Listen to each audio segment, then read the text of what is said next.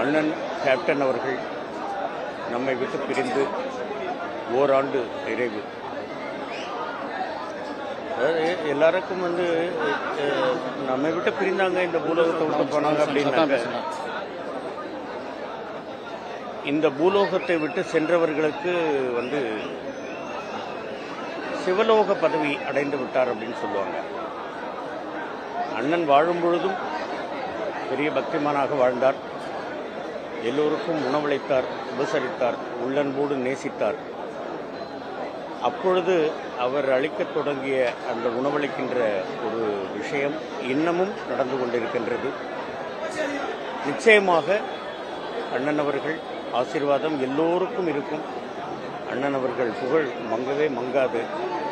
நினைக்கின்ற நேரமெல்லாம் யார் வேணாலும் இங்கே வரலாம், பார்க்கலாம், சாப்பிடலாம் அப்படின்ற ஒரு நிலையை ஏற்படுத்திவிட்டு அவர் இறைவனோடு கலந்திருக்கிறார்.